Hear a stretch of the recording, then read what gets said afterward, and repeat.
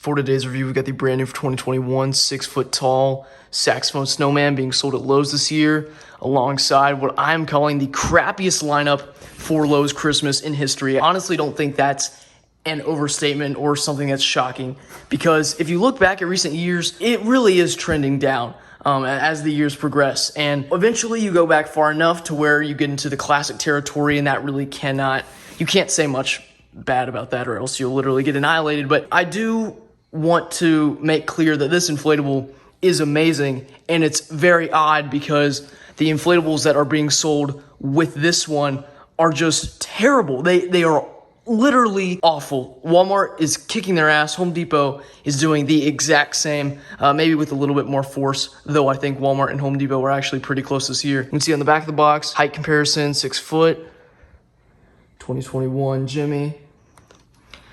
Now this is being sold for $110. It has a sound box and is animated. And for that price, I think that's completely fair. You know, I don't think it's too expensive.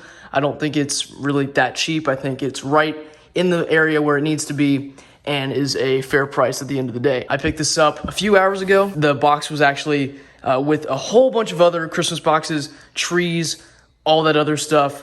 And I opened it with my uncle's pocket knife because he went with me to get it. I got it with no one seeing me do it, took it out, paid for it, and everything went quite well after that. So anyway, let's go ahead and open it up.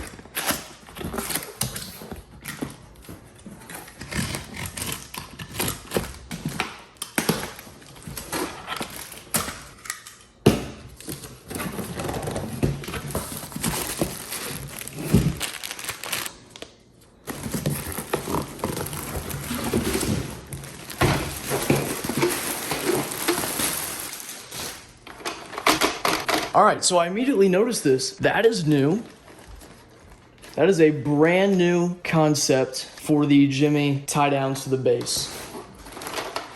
I had no idea that was going to be a thing, and it appears they're adjustable. Maybe if you pinch it or something. That's really interesting. I mean, if I pull here, nothing happens. If I pull here, nothing happens.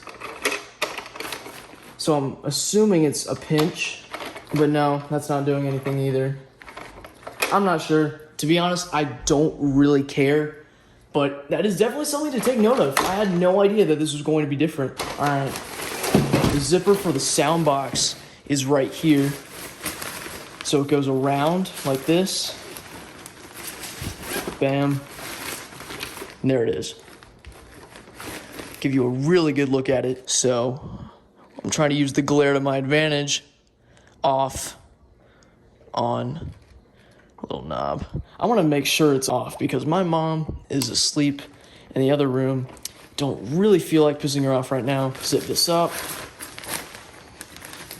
Other zippers right here. We can take a look at what fan it has. I think Josh said it was an 80. Yes, it is. It is an 80. Yep, plain as day. All right. So I'm going to get this zipped again, and we'll go ahead and inflate it.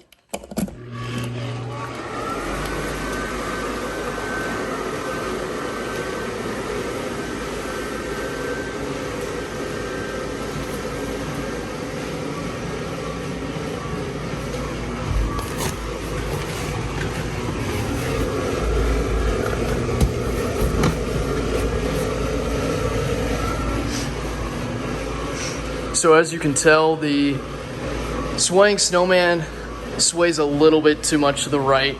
I've adjusted the bottom a little bit. I think that if I want to adjust the actual strap part, I have to unscrew that. I could be wrong about it, but I've tried other ways and I can't get it to work. And I feel like the only other alternative would be to unscrew that, and that would allow me to adjust the straps. But what I've done as a compromise is I've just kind of tucked. You can't see it from this angle, but instead of having it like that, I put it like that. And that's bringing the Snowman back a little bit so it's more in an upright position.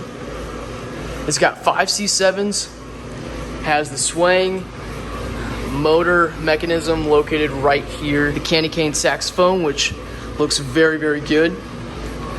Now what I like about it is to make sure that it's like blowing into the saxophone. They've had the seams right here, and it really does look like it. Other than the fact that the smile goes right above here, it's not exactly right. They could have made it better for sure, but I do like the cheek part. I think that looks really good itself. You have just a green scarf. So it has 4 zippers. I showed you 2 previously, but no, it does in fact have 4.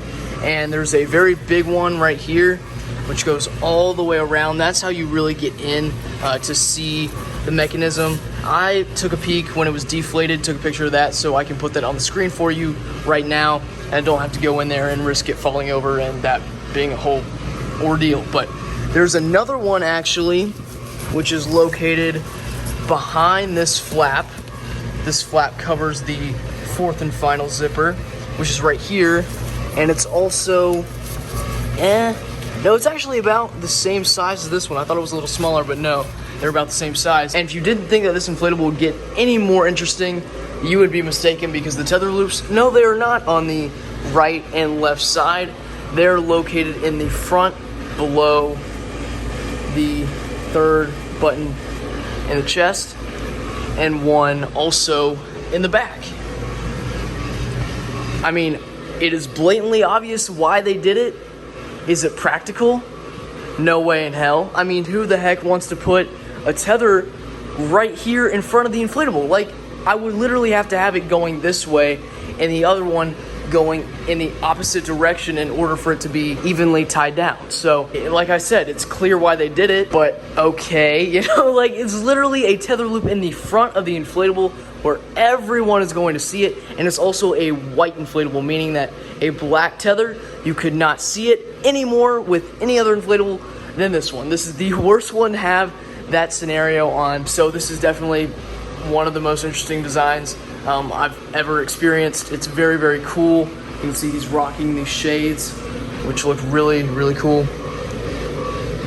And yeah, that is, I would say, that's pretty much, but that's a lot to cover. It actually has 2 buttons. I don't know why I thought it had 3. Clearly I was not paying enough attention. Holly leaf up at the top. And yeah, a very, very cool inflatable. I would highly recommend it, and let's go ahead and turn on the sound.